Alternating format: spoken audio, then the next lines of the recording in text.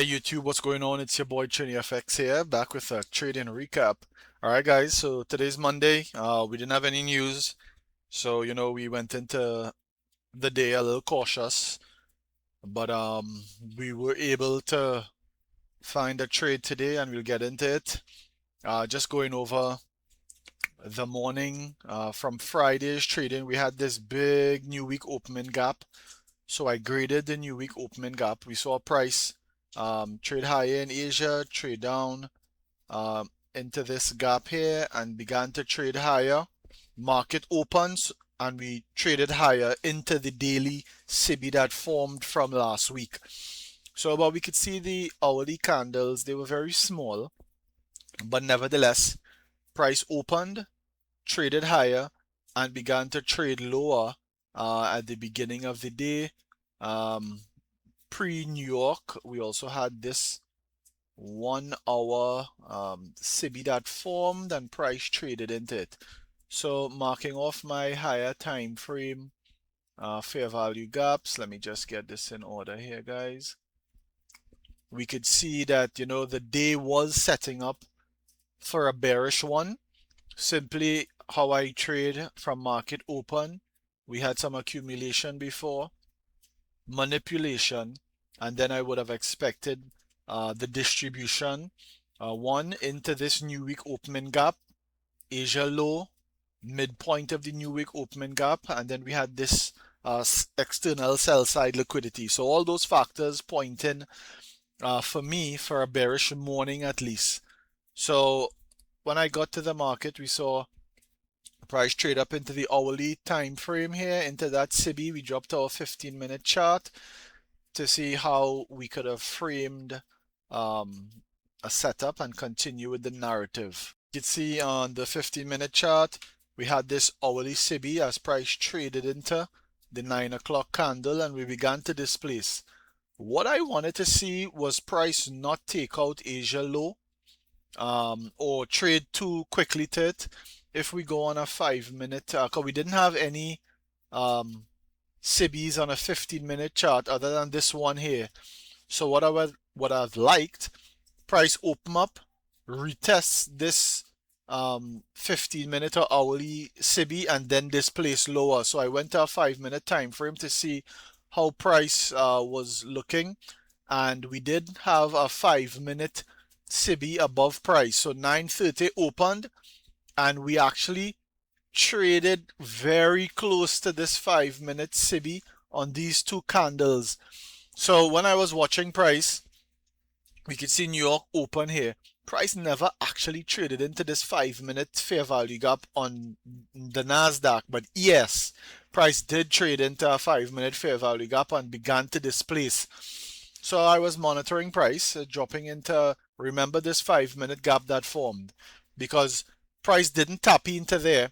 So I was waiting to see, on a 1-minute chart, if we could have seen some confirmation to go short. And what we can see here is I did find a trade setup. So price opened, never traded back into the 5-minute. We could see marked off my first presented fair value gap. So price began to rally. So I was waiting. Didn't hit the 5-minute fair value gap. Began to displace lower. I wanted to see how price was reacting to this first presented fair value gap.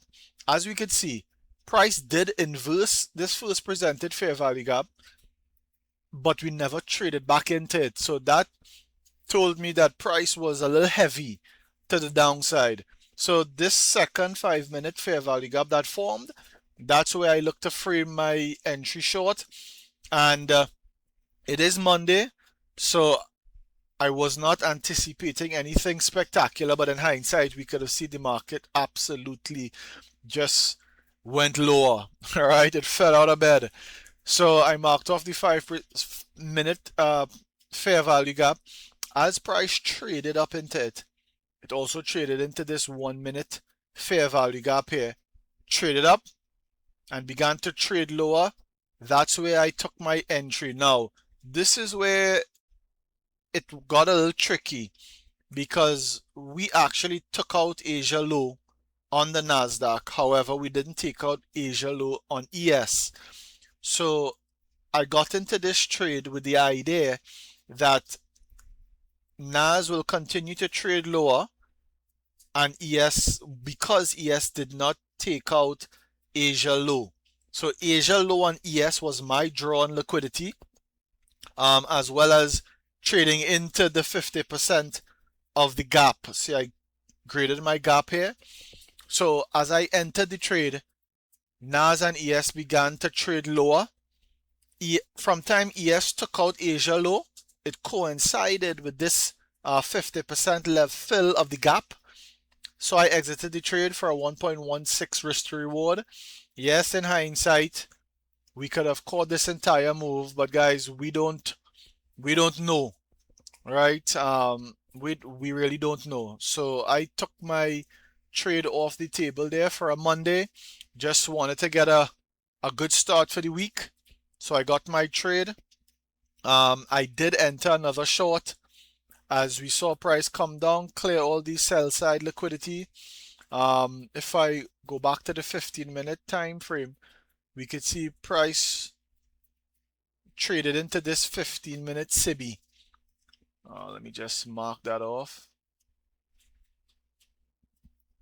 And this is where I entered short again, because price was pretty much bearish for the day. So we could see price traded up, and it traded through this low with aggression. So once it traded into this 15-minute fair value gap, and price could not close above the consequent encroachment, that, gave me a little more confidence to take a short, to target the initial low here. And I did record this trade execution, so I'll put that up later on today after I edit this video. So we traded higher. It was also a 5-minute fair value gap as well. Traded higher, traded lower. From time we inversed this 1-minute BISI, that's where I went short, and I just was trailing my stop. I did close off. I took some partials as soon as we crossed 1 hour, and we could see price then reversed and went higher. So between these two trades, it was a good start for the week. Tomorrow we'll see what Tuesday brings us.